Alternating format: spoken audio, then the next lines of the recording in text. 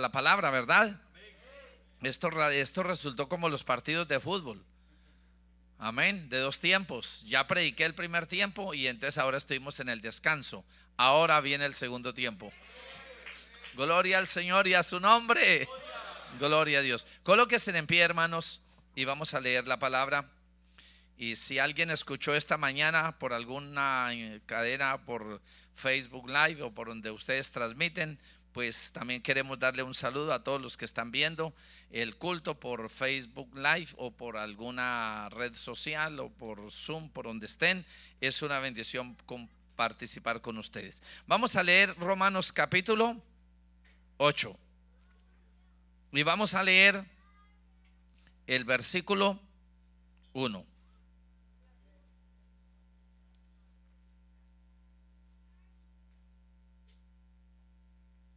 Y si alguien lo tiene, puede dar una alabanza de gloria y de poder. Amén. Todos podemos leer a una sola voz ese versículo. Todos en el nombre de Jesús. Ahora pues,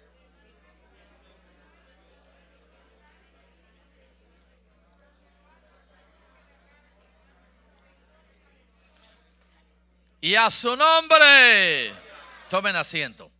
Bueno, estamos desarrollando este tema en este día y quiero decirles que la carta a los Romanos es una carta muy excelente y tiene una temática muy buena. Y aquí donde hemos leído, hermanos, el ahora pues, hermano, es una conclusión.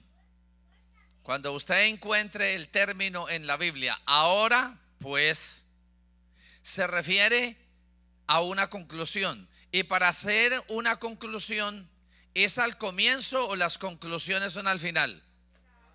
Son al final. Y yo siempre he tratado de enseñar este versículo con un ejemplo muy sencillo de una suma matemática, pero no moderna, sino antigua. Que las sumas matemáticas se comenzaba con un número y después le decía otro número y otro número y otro número, y cuando se tiraba la raya, ¿qué quiere decir? Que viene el resultado. Este versículo es el resultado de. Entonces, si usted mira el resultado, dice, ahora pues, ninguna ¿qué? Para los que están ¿dónde? En Cristo Jesús. O sea, que el que está en Cristo tiene una garantía. El que está en Cristo tiene una seguridad. El que está en Cristo no lo afectan las circunstancias. No lo afectan. Porque la Biblia dice que el que está en Cristo no hay ninguna ¿qué? Condenación. Ni el mundo lo puede condenar, el pecado, ni el diablo, nadie, ni el virus. O sea, el virus no afecta a los que están en Cristo Jesús. Claro, tenemos la precaución de cuidarnos. ¿Por qué? Porque ahí dice, no hay condenación para los que están en Cristo Jesús. Entonces, como esto es un resultado, hay que mirar entonces ahora por qué no hay condenación para los que están en Cristo. Hay que mirar ahora qué es estar en Cristo. ¿Cómo estoy yo en Cristo? ¿Cómo sé si yo estoy en Cristo o al lado? No, hay que estar en. Entonces, la carta desarrolla unos conceptos fundamentales. El primero es, la carta a los Romanos desarrolla conceptos bien elementales, y es el poder del pecado sobre el ser humano. Oiga, piense bien. Desarrolla el concepto fundamental que el poder del pecado está por encima del ser humano. ¿Cuántos lo creen? Por eso hay personas que son alcohólicos. ¿Sí o no? Hay otras personas que son drogadictos. Hay otras personas que son fumadores. O sea, los llaman smokers, drinkers. Hay personas que son, ay, sí.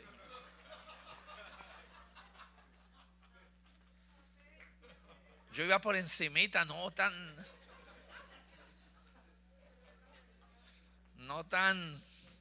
pero él ya de una se subía al trampolín y ¡pah! Nos tiró abajo. Amén. Hay unas personas que son mentirosos. Hay esposas que lo llaman a un pastor. Yo a mi esposo no son de aquí, no vinieron hoy. ¿Por qué? Porque el pecado tiene el poder sobre el ser humano. Y Pablo lo explicó. Pablo en alguna parte de la carta dice: por cuanto todos están destituidos de la gloria de Dios. Oiga, eso lo dice Pablo para demostrar que el poder del pecado está sobre el ser humano. Pero también él desarrolla todos los conceptos y desarrolla el otro: el poder de la redención de Cristo sobre el pecado del hombre.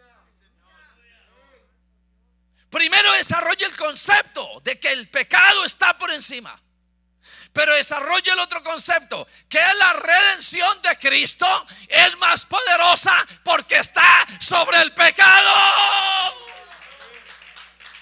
O sea, hermano, que si hay un pecado que está sobre ti, esta tarde quiero presentarse al que está sobre el pecado. Y a su nombre. Por eso la Biblia dice: todos los pecados son perdonados a los hijos de los hombres. Entonces aquí Pablo desarrolla que también, hermanos, las doctrinas salvíficas, la doctrina de la redención tiene más poder porque está sobre el pecado. Y a su nombre.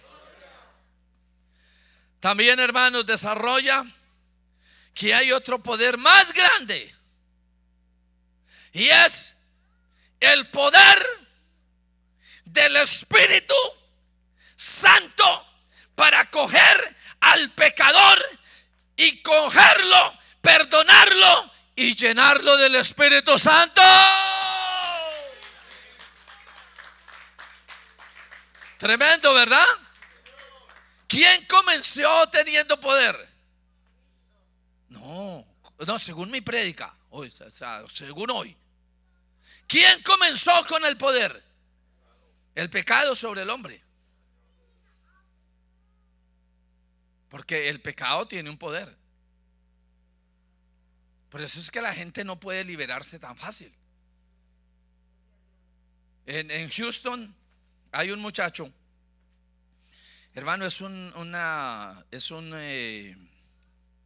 conferencista. Ha ido unas cuantas veces a la iglesia. Y entonces yo le dije: oiga, brother, ¿y no has vuelto a la iglesia? Entonces me dijo: no, pastor, porque es que yo doy unas charlas para ayudar y liberar a los alcohólicos anónimos. Le dije: ¿cuándo vas? Dijo: hoy los domingos. Porque él da charlas para liberar al alcohólico. ¿De dónde? Del alcohol. Entonces, hermanos, si así funcionara el mundo, entonces necesitaremos charlas para liberar a los drogadictos, charlas para liberar a los mentirosos, charlas para liberar a ¿quiénes, hermano? ¿A quiénes?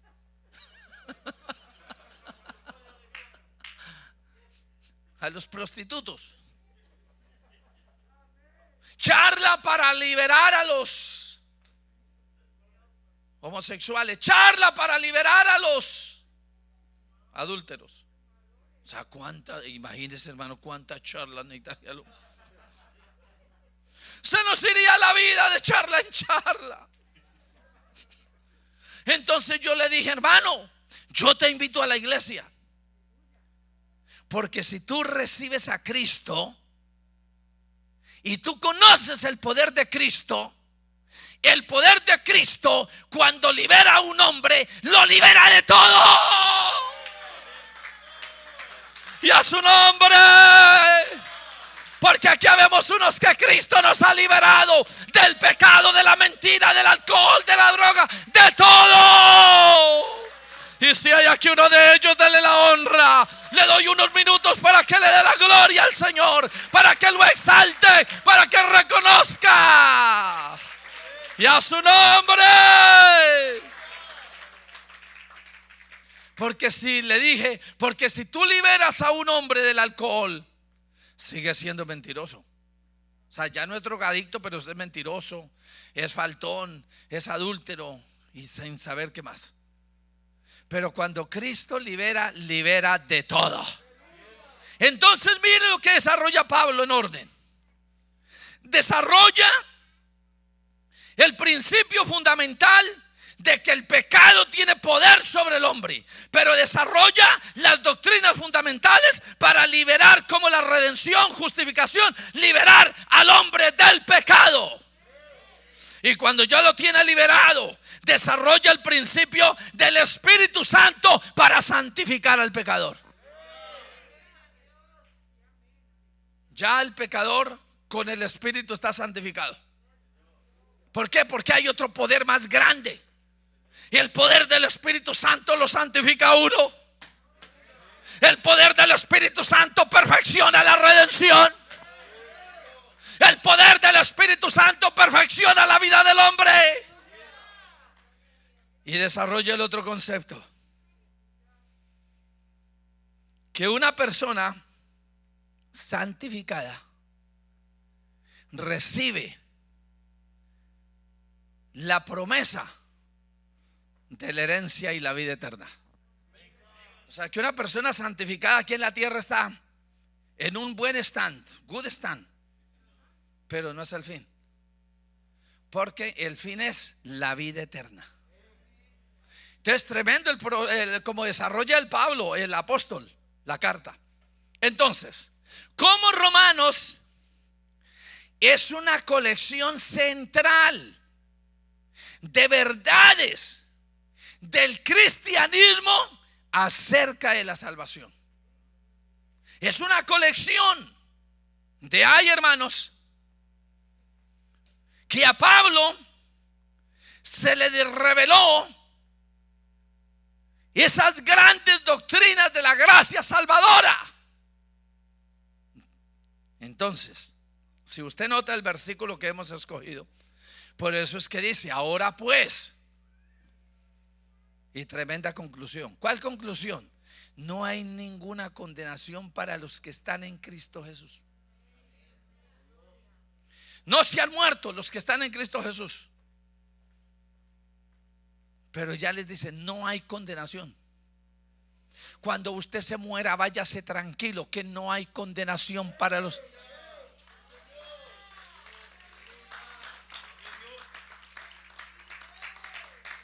¿Usted sí entiende eso, hermanos? ¿Por qué usted es evangélico? Yo soy evangélico con todas las fuerzas. ¿Por qué? Porque no hay condenación para los que están en Cristo.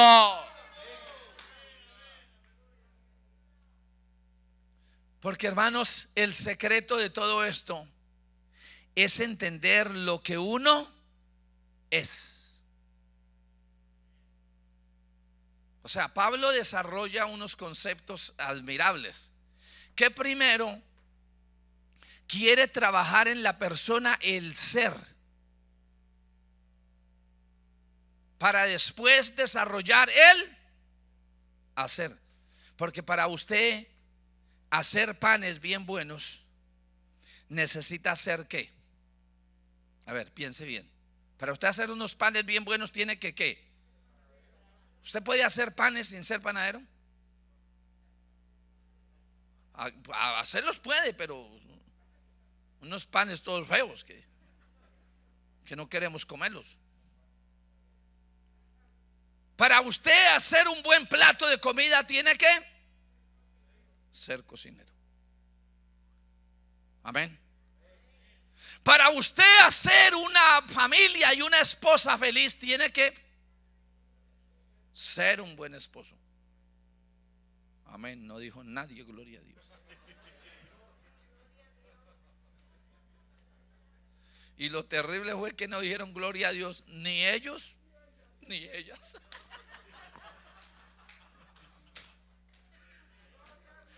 La hermana Fabiola está pero pilas. Por eso ella se sienta ahí en primera. Entonces, hermanos, Pablo en su manera desarrolla la carta de unas maneras que quiere desarrollar en la persona primero el ser. Porque si él desarrolla el ser de la persona, ¿cómo es el hacer? Fácil. O sea, para un panadero es difícil hacer un pan. Hermanos, eso lo hacen con los ojos cerrados. Porque ya saben. Para un cocinero es difícil hacer una comidita. Hermanos, los que saben de cocina abren la nevera, encuentran media papa, media zanahoria, un poquitico de esto, un poquitico de esto, otro poquitico, y con esos poquiticos hacen una comida. En cambio, el que no sabe abre la nevera. Hermano, papas, el paquete de pollo entero, el arroz, el quintal de 20 libras sin destapar, y dice: no encuentro qué hacer.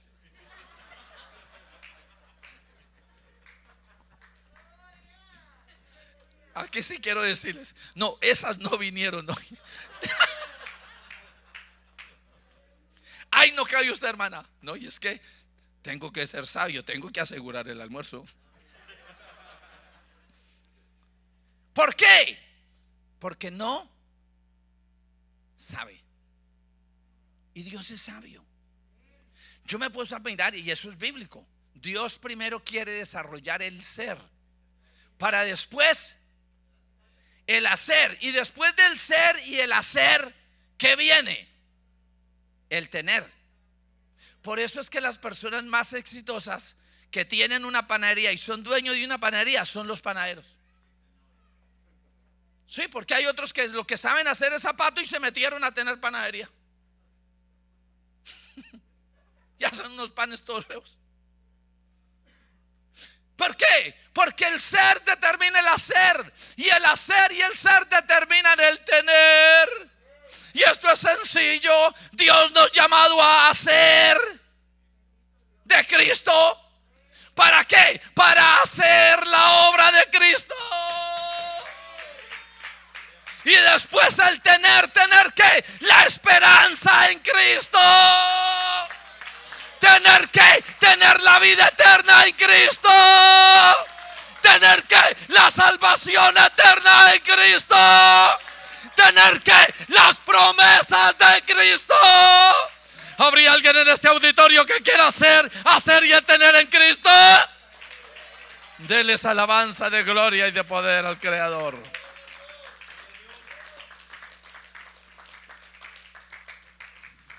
Entonces, hermano, por eso usted nota que la hora, pues, en la carta de los Romanos, ¿está dónde? En el capítulo 8. Entonces, si yo quiero saber por qué él con esa determinación dijo: ahora pues, ninguna condenación hay para estar en Cristo Jesús, tiene que haber hecho algo, tiene que haber algo, ¿sí o no? Y para saber entonces dónde vamos,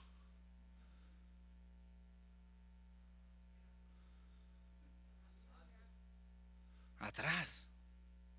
O sea, si hacemos la suma y yo pongo la raya aquí y ahí me da ese resultado, para que ese resultado me dé, ¿cómo me doy de cuenta? Tengo que mirar ¿a dónde?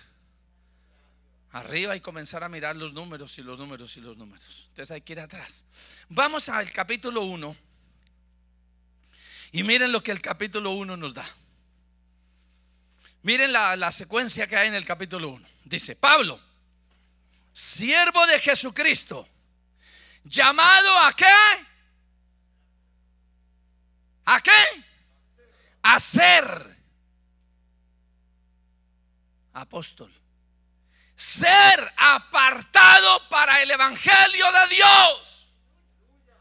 Hermano, el primer llamado en todo este asunto de la salvación y de la redención es entender que el evangelio no es solo de Laypool, que el evangelio no es solamente el tema del hermano Jenner, que el evangelio no es solamente el tema de los evangélicos, el evangelio es de Dios.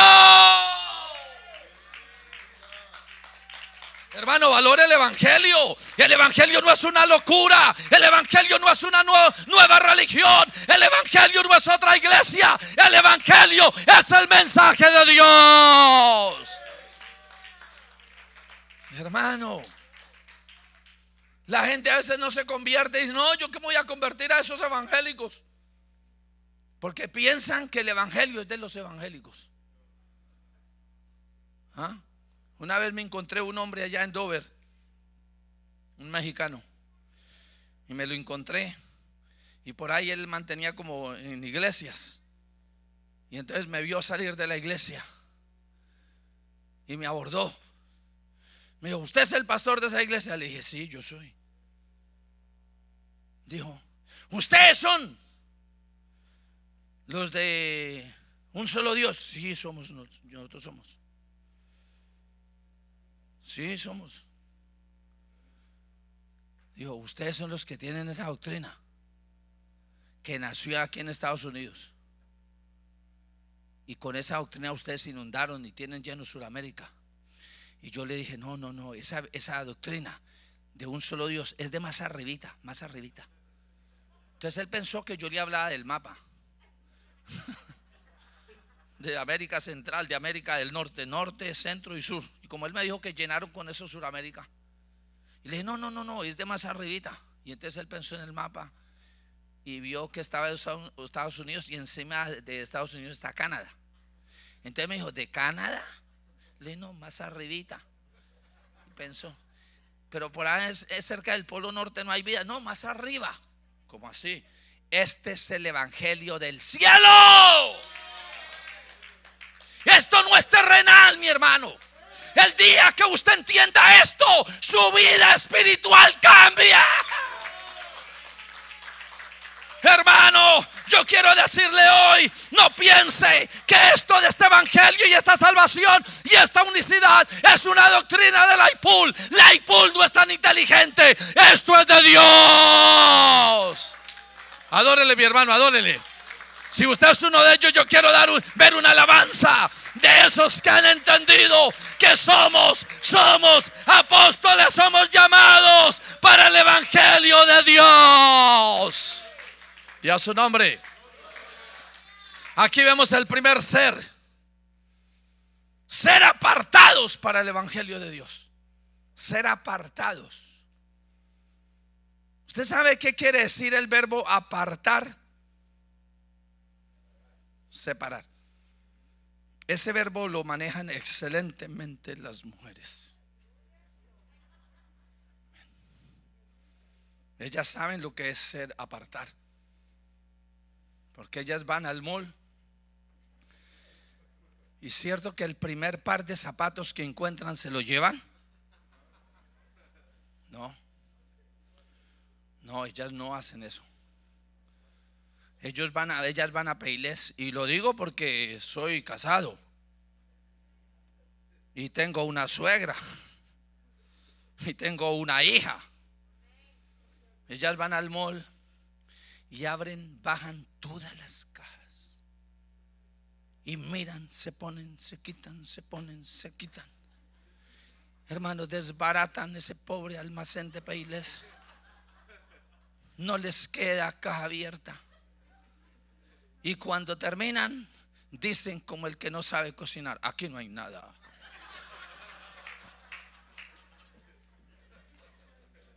Parece que se identifican, ¿verdad? ¿Por qué? Porque cuando ellas apartan su par de zapatos, lo han apartado de entre muchos.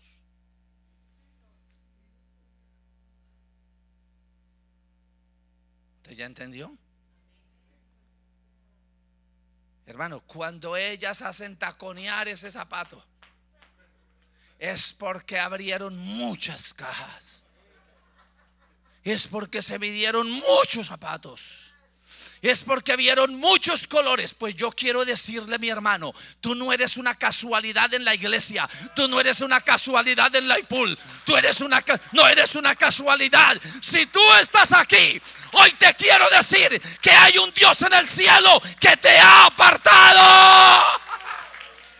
¿O habrá alguien que se sienta apartado para el evangelio de Dios? Habrá alguien que se sienta que el Dios del cielo lo ha apartado dentro de muchos. Y a su nombre. Usted no ha entendido, hermanos. Usted no ha visto cuánta gente viene a nuestras iglesias. Y yo le pregunto, ¿y todos se convierten? No. Y usted le pregunta, ¿y por qué no se quedó en la iglesia? ¿Y qué le dicen? No entiendo. No entiendo. Y yo digo, pero oiga, pero tan claro que predicamos nosotros. ¿Ah? Otros dicen, no me gusta. Y tan bueno que predican, mira, hasta los hacemos reír gratis, hermano. Los impíos de por allá cobran por un chovito de medio risa. Y vea cómo se gozan ustedes aquí. Y dicen, dice que no me gusta. No entiendo. No comprendo. Ahora usted entiende por qué usted está aquí. Y ha entendido, le ha gustado y ha comprendido. No es por tu decisión. Es porque hubo un Dios en el cielo que te apartó. Habrá una alabanza para él, mi hermano. Habrá alguien agradecido con el Señor que le diga, Señor, gracias. Gracias, Señor, porque tú cautivaste mi corazón. Y a su nombre. Hermano, yo vivo enamorado de esto. Porque créanme, cuando yo fui la primera vez a una iglesia pentecostal, ¿ustedes saben con qué intención yo fui? Yo fui con la intención de pagar una invitación. Porque había un personaje que llevaba como 3 años, invíteme. Y yo no. Hasta que una vez esa persona me dijo, tú eres mal amigo. Y entonces yo le dije, pero ¿cómo así que mal amigo? Dijo, sí, porque tú me invitas a helado y yo voy a comer helado. Tú me invitas a café y yo voy a café. Tú me invitas a un restaurante y yo voy al restaurante. Y yo te invito a la iglesia y tú no vienes. Entonces yo dije, uy, de verdad, soy mal amigo. No, la próxima vez que me invite voy a ir. Le pago su invitación, voy y nunca vuelvo. Sí, hermana Fabiola, créame delante de Dios que esa fue mi intención. Y llegó el día de la invitación. Y dije, sí, voy a ir. Y llegué y me senté por ahí en la última banca. Por ahí en la última banca. Aquí no, aquí en el Manhattan todo esto es diferente. Allá donde yo vivo, en la última banca se me sientan unos bien raros. Y yo llegué y me senté en la última banca. Y comenzó ese hombre a predicar. Y predica y tira. Y yo era por allá y parece que siempre me miraba a mí. Señor, pero todo eso es para mí. Terminó el culto y viene la jovencita con las otras. Hugo, ¿le gustó? No. ¿Y va a volver? Tampoco. Y me fui. Pero yo dije, oiga, pero ese hombre sí dijo muchas verdades. Y eso me quedó en la mente. Y yo dije, yo escuché que allá dijeron que el jueves vuelven. Voy a ir calladito, pero no le voy a decir a estas. Entonces vine y ya no me senté en esa esquina de la última, sino que mejoré un poquito. Cambié de otra esquina, pero en la última. Y allá me hice como camufladito, que no me vieran. Y comienza ese hombre y otra tanda de verdades. Yo sí, esta gente tiene la razón. Y me fui a la casa y yo ahora piense. Y dije, allá dijeron que el sábado hay otro. Y volví el sábado. Y allá dijeron que hay otro. Y llevo 40 años viniendo y estoy enamorado de mi Cristo. ¿Sabe por qué tú has entendido? ¿Sabe por qué a ti te ha gustado? ¿Sabe por qué tú has comprendido? Te voy a decir, porque el Dios del Evangelio te escogió. El Dios del Evangelio te miró. El Dios del cielo tuvo misericordia de tu vida. Ahora sí quiero ver un agradecido que le dé la honra y la gloria al Señor.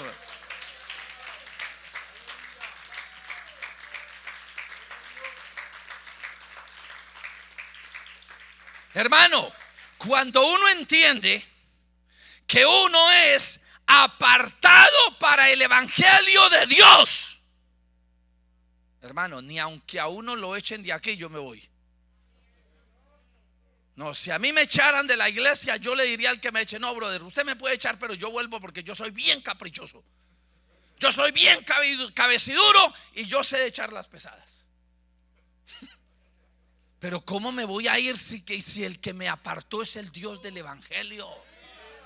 Hermano, ¿para dónde te vas a ir? Hermano, ¿quién te va a arrinconar allá en la casa? Si somos apartados para el Evangelio de Dios. ¿Y quién nos apartó? El Dios del Evangelio. ¿Quién nos apartó? El creador del Evangelio. ¿Quién nos apartó? El autor del Evangelio. ¿Quién nos apartó? El dueño del Evangelio. Y a su nombre. Pero dice más adelante mi Biblia, en el 6: entre los cuales estáis también vosotros. ¿Cuáles vosotros? Los apartados para el Evangelio de Dios. ¿Llamados a qué? Oiga, mire, eso sí que me gusta ese pedacito, hermano. ¿A ser de quién? ¿A ser de quién? Hermano, nosotros somos de Jesucristo. ¿Por qué somos de Jesús? Porque Dios ya nos apartó para el Evangelio de Dios. Y el autor de ese Evangelio y el que vino a la tierra a traer el Evangelio y anunciar el Evangelio tiene nombre propio y se llama Jesucristo. ¿Amén o no? Hermano, entonces nosotros no somos cualquiera. Somos de Jesucristo. Y hay el que se meta con nosotros. Hermano, por eso cuando alguien se meta con usted, usted no ponga a defenderse ni a pelear. No se meta de guapo, que usted ni es tan guapo ni es tan guapa. O sea, hablo de guapura, de valentía, de puño, de peleón. No, pero no de guapesa, de belleza. Los cristianos y las cristianas somos lindos, bellos y hermosos. Si no lo cree, por lo menos diga gloria a Dios, hombre. ¿Por qué? Porque, hermanos, Cristo es el dueño. ¿No es que Dios le hizo promesas a Abraham y le dijo: bendeciré a quienes? Y a los que te maldigan, ¿qué? Entonces, hermanos, nosotros somos apartados por Dios para ser de Jesucristo. Usted es más que la IPUL. La IPUL es el nombre que escogimos para funcionar en la nación, predicando el Evangelio de Dios y buscando almas para que sean de Jesucristo. Usted es de Jesucristo. Usted es del Evangelio de Dios. Usted es evangélico, pero de los finos. Usted es evangélico pura sangre. Usted es evangélico 100%. Usted es de los que si dejo de ser evangélico me muero. ¿Entendió? Entonces, cuando uno entiende todo esto, llega el coronavirus 21 y uno deja de venir a la iglesia. No vuelvo a la iglesia hasta que no pongan esa vacuna.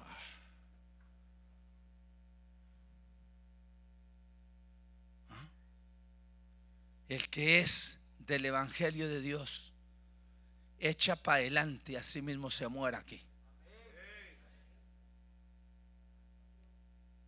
A mí me dijo un hermano: a mí me dio el COVID,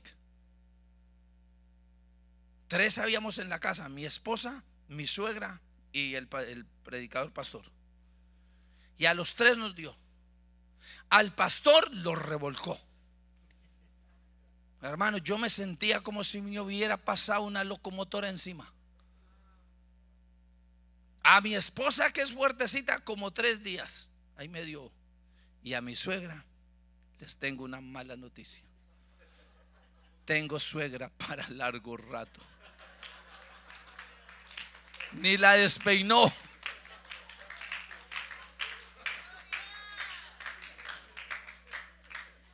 Hermana, oiga, este auditorio me resultó bien funny esta mañana. Como que la cuarentena los tenía aburridos, ¿verdad? Y me dijo un hermano: cuando ya volví a la iglesia, hermano, ¿y usted no le dio miedo que de pronto se muriera por el virus? Y yo le dije: ¿y miedo de qué? ¿Por qué miedo? ¿Por qué miedo? Si el Señor nos prometió vida eterna.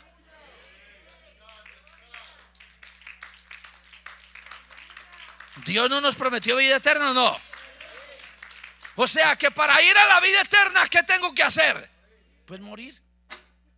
Sencillo. O sea que el que no quiera la vida eterna,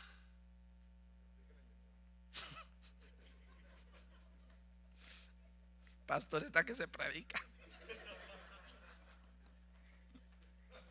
Hermano, para adentrar a la vida eterna hay que morir, excepto que seamos la iglesia del arrebatamiento. Pero anyway, si somos la del arrebatamiento, hay que ser del evangelio, apartados para Dios. Hay que ser de Cristo y hay que ser santos. Y a su nombre. Porque más adelante dice la Biblia, en el 7, a todos los que están en Roma, amados de Dios, llamados a ser santos. O sea, hermano, que hemos sido llamados a ser santos. Aquí Pablo describe tres seres: ser apartado para el evangelio de Dios, ser de Jesucristo. Y claro, piense usted, si estamos en el evangelio de Dios y somos de Cristo, por favor, ¿cómo tenemos que ser? ¿Santos o santuchos? ¿O santinos? Santos. ¿Por qué somos santos? Porque el pastor manda.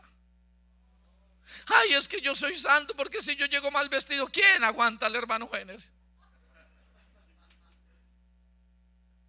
Es que si yo no soy santo, entonces el hermano Jenner no me pone aquí arribita y miden la santidad a nivel de un pie. Sí, eso hay aquí de distancia, y aquí hay un pie de altura. Y no, yo tengo que ser santo porque me bajan ese piecito. Ya me ponen aquí. Hermano, no. Somos santos porque somos de Jesucristo. Somos santos porque somos apartados para el evangelio de Cristo. Y Cristo dijo: sed santos como yo soy santo. Jesucristo dijo: seguid la paz y la santidad, sin la cual nadie verá al Señor. Y a su nombre. Y además ya hablamos de los poderes fundamentales del evangelio, que si el pecado tiene poder sobre el hombre, hay otro más fuerte, que es la redención de Cristo sobre el pecado para limpiar al hombre. Y hay otro más fuerte, que es el Espíritu Santo para santificar al pecador. Si el Espíritu Santo nos llega a nosotros, es para santificarnos. Entonces, hermanos, ¿para qué hemos sido apartados? Para ser santos. Grite: ser santos. Entonces, si uno es apartado para ser santo, ser, ¿le es difícil hacer obras de santidad? No. Eso sale facilitico. Una vez estaba yo en mi casa. Y uno en la casa se relaja un poquito. Claro, yo no soy de los que nunca, ni cuando yo era inconverso, yo me relajaba a ponerme ropas feas o corticas. No, Y a veces estoy en la casa relajado y me pongo unas camiseticas así chiquitas. Y una vez yo le dije a mi esposa: mami, abra. Y ella fue: la hermana fulana. Hermano, yo arranqué a correr y salí al ratico con una camisita larga. Y yo dije después: pero yo, ¿por qué corrí? ¿Por qué?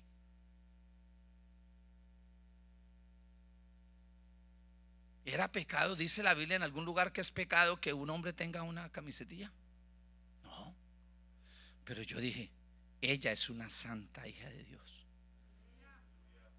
Si ella, que fue apartada para el evangelio de Dios y es de Jesucristo y es una santa mujer de Dios, lo mínimo que yo puedo hacer es estar a la altura de ella. Hermanos, la santidad no es una imposición, la santidad es una práctica cristiana por lo que somos. O sea que si aquí vienen 100 personas vestidos santamente y usted ya es apartado y usted es lleno del Espíritu Santo, como mínimo usted, ¿qué es lo mínimo que debe hacer en cuanto a santidad? Estar al nivel de los que hay allá, ¿o no? Pues lógico, hermano, porque miren esto lo bonito. Cristo nos llamó en esas 3 escalas: primero, apartado para el evangelio de Dios; segundo, para ser santos; y segundo, para ser de Jesucristo; y tercero, para ser santos. Y si usted mira la secuencia que hay en Romanos capítulo 6, quiero mostrársela. Mire Romanos capítulo 6 lo que dice. Romanos 6, versículo 22. Y dice: mas ahora que habéis sido libertados del... Pregunta: ¿esa expresión está en presente, pasado o futuro? ¿Están seguros? Más ahora, presente. La terminología, la expresión está en presente. A eso, pero lo que se hizo está. ¿Y qué tal yo que les dijera? Más ahora que yo les estoy predicando, estoy un poco sudoroso y cansado, aunque esta mañana cuando me levanté estaba al 100%. Más ahora, estoy hablando en presente de una realidad pasada. Más ahora que habéis sido, ¿qué? Libertados del pecado y hechos siervos de Dios. El presente de esa situación era que en el pasado éramos pecadores, pero Cristo el Redentor nos libertó. ¿O no? Cristo nos libertó. ¿Por qué Cristo nos libertó? Porque estábamos cautivos bajo de un poder llamado el pecado, pero llegó uno más poderoso que nos libertó de esa cautividad, y es el Redentor llamado Jesucristo. Entonces ahora, más ahora que habéis sido libertados. ¿Cuándo fuimos libertados? En el pasado, por Cristo, y hechos. Hoy somos siervos de Dios. El presente es siervo y el pasado esclavo del pecado. El presente es siervo, y dice: y tenéis por vuestro fruto ¿qué? O sea, ¿qué es la santificación en ese contexto gramatical? ¿Qué es la santificación en ese contexto gramatical? ¿Qué? Un resultado. ¿De qué? ¿Resultado de qué? De ser libertado, porque antes yo era un pecador. Entonces, cuando yo era un pecador, hermano, cuando yo estaba en el pecado, mi pelo lo tenía como por aquí, patillas como por aquí. Hermano, usaba unas camisas tan feas, unas modas tan bobas, que hoy en día yo me veo en fotos y digo: ay, Señor Jesús, no solamente que era pecador, sino pecador, bobo y feo.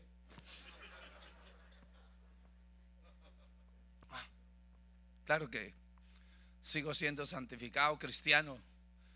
No, yo creo que Cristo es bueno y hace el milagro y lo embellece un poquito a uno. Pero hermano, ¿qué éramos? Esclavos del pecado. Pero vino el Redentor que tenía más poder sobre el pecado, venció el pecado, nos quitó el pecado, nos arrancó del pecado y nos trajo a ser siervos de la gracia de Dios.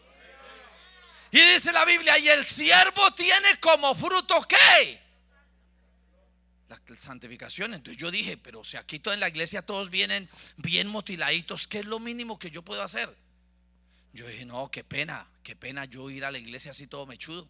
No, yo sí voy a seguir yendo como por lo menos me motilé como un señor. Y ya llegué motiladito. Comencé a vestirme mejorcito.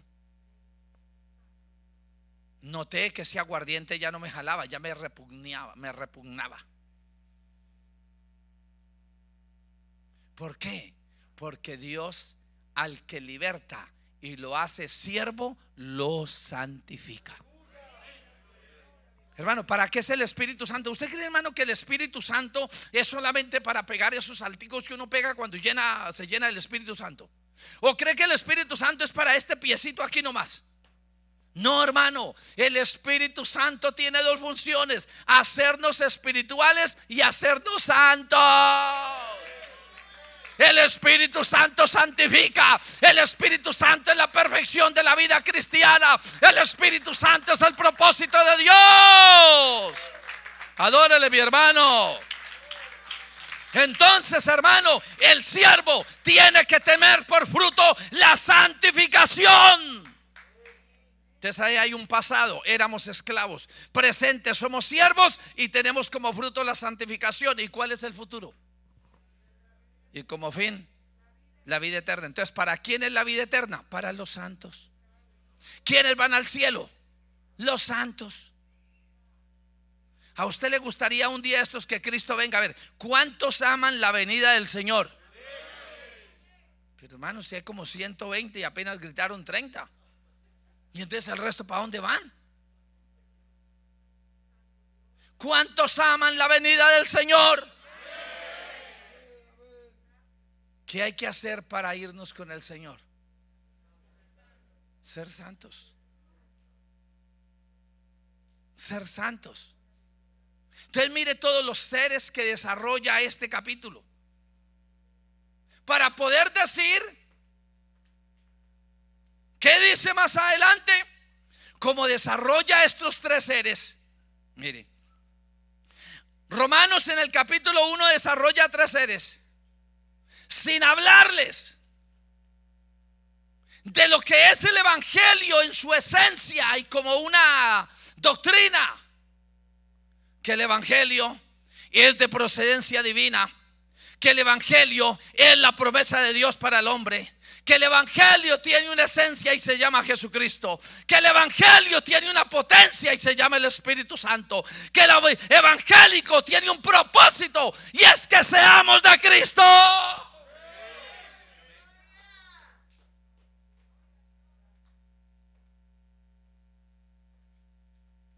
La próxima vez que venga desarrollamos esos 5 pedacitos para que el apóstol, después de que desarrolla esos 5 principios, desarrolla los 3 seres y desarrolla 5 principios. Procedencia divina. Esto no vino de Alaska ni de Rusia. Esto no es como el comunismo que vino de Rusia, o el hinduismo que vino de la India, o como el islamismo que vino de allá de los países árabes, o el catolicismo que vino de Roma. El evangelio es de procedencia divina. Adórele, mi hermano, porque es la promesa de Dios para el hombre. La esencia del evangelio es Jesucristo, porque Jesucristo es el autor del evangelio. Jesucristo es el redentor. Jesucristo el que justifica. Jesucristo el que salva todo. La potencia, el Espíritu Santo para hacer a los redimidos, hacerlos santos. Y el propósito, para que seamos de Jesucristo. Entonces, por eso es que el apóstol hace todo este resumen y desglosa todo esto. Y cuando ya va en el versículo 16, da una declaración poderosísima. Y dice, oiga, este versículo me gustaría gritárselo a todos los que no han vuelto a la iglesia por el COVID. Sí, porque allá en Houston también hay menos mal que no son muchos. No son ni los diezmos.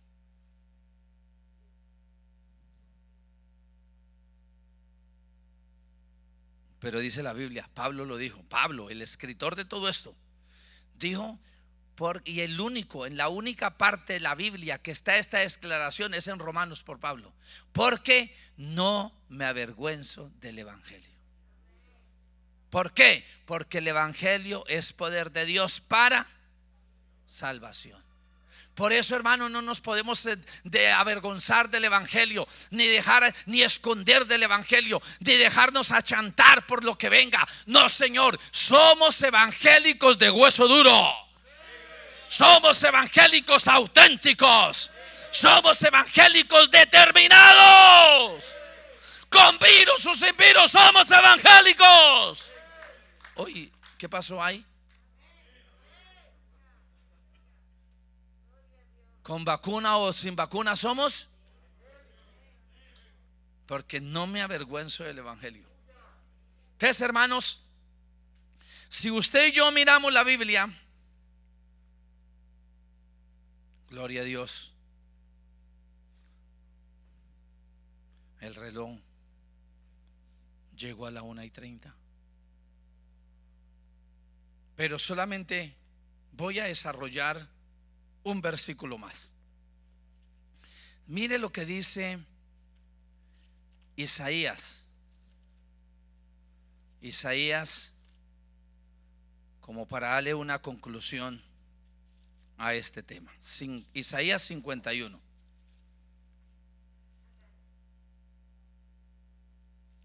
Isaías 51. Y miren lo que dice Isaías 51. Y dice el versículo 2, dice: mirad a Abraham, vuestro padre, y a Sara, que os dio a luz. Y nos pone un ejemplo. ¿Por qué? Porque Abraham, hermanos, se le hizo la primer promesa la segunda. Abraham se le hizo la segunda promesa de salvación, porque la primera se la hizo Dios a Adán. En Génesis capítulo 3, verso 15, se le hizo una promesa a Adán de salvación universal. Pero a Abraham, en el capítulo 12, se le hizo una promesa de salvación como nación a Abraham, porque el Señor le dijo: de tu simiente serán benditas todas las familias de la tierra, y haré de ti una nación grande.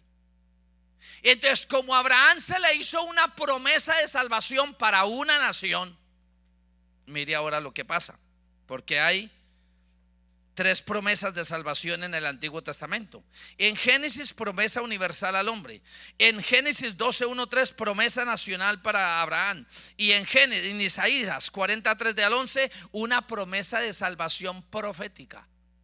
Entonces, como a Abraham se le hizo una, mire lo que dice en el capítulo 2, capítulo 51, versículo 2: mirad a Abraham vuestro padre, y a Sara, que os dio a luz, porque cuando no era más que uno solo, lo llamé. Cuando Dios llamó a Abraham, ¿a quién llamó Dios? Abraham. Mire que Dios ni habló con Sara, solo con Abraham.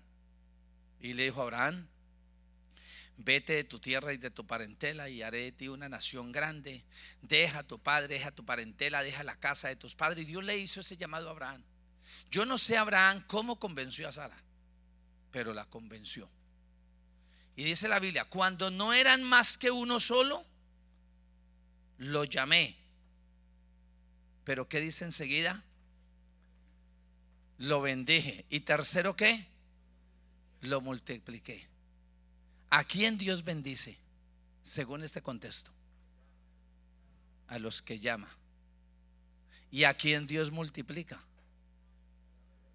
A los que llama. Entonces ahora yo le entiendo, hermano, usted tiene que meterse a su mente que usted y yo hemos sido llamados por Dios. ¿Cuántos lo creen? ¿Cuántos que hay aquí están seguros que hemos sido apartados para el evangelio de Dios, llamados a ser de Jesucristo y llamados a ser santos? Hermano, primero hay que tener la determinación del llamado, ser santos, llamados a ser de Cristo y llamados al evangelio de Dios. Pero a los que llama, Dios, ¿qué hace? Los bendice y los multiplica. Hermano, que ahora cuando el hermano General me dijo, hermano, venga, ore por la bendición de la iglesia, yo era pensando en el tema y dije, oye, el hermano está como conectado. ¿Por qué, hermano? Porque hay autoridad espiritual para pedir la bendición sobre ustedes, porque ustedes ya fueron llamados al evangelio, llamados a ser de Cristo, llamados a ser santos, y los que Dios llama los bendice. Hoy lo que tengo que decirte, si eres un verdadero llamado, levanta las manos y pide la bendición. Levanta las manos y pide la bendición. Levántate, colócate en tus pies. Levanta tus manos lo más arriba que pueda y pide la bendición. Y digámosle, Señor, bendice a esta iglesia. Que nadie se quede si se siente un llamado. Adórele. Eso sí, si hay alguien que no se sienta que es un llamado, venga aquí al altar y dígale, Señor, ten misericordia de mí. Señor, llámame. Señor, apártame. Señor, sácame del mundo. Sácame del pecado. Sácame. Apártame para este grupo. Pero si usted se considera un llamado por Dios, hermano, a los llamados Dios los bendice. Dios los bendice. Yo no tengo que orar por ti para que Dios te bendiga. Tú tienes que creer. Tú tienes que aceptar y recibir la bendición. Y no solamente Dios los bendice, los multiplica. ¿Qué quiere decir eso? Que un evangélico produce evangélicos. Un mundano produce mundanos. Un tibio produce tibios. Pero un evangélico genuino produce evangélicos. Usted tiene que ser multiplicado, mi hermano. En su casa usted va a ser multiplicado. En su familia. Clámele a Dios, hermano. Y pida la bendición. Pida ser multiplicado. Pida ser bendecido. Por eso esta tarde les dijeron, vaya y multiplíquese. Traiga otro. Un ecuatoriano multiplica por ecuatoriano. Un colombiano multiplica por colombiano. Adórele, mi hermano. Hemos sido llamados para ser bendecidos, llamados para ser santos. Adórele, mi hermano, que aquí está el Rey de Gloria. Aquí está el que nos llamó, mi hermano. Aquí está el que santifica. Y acuérdese, mi hermano, si usted ya es un hijo de Dios, dígale, Señor, santifícame.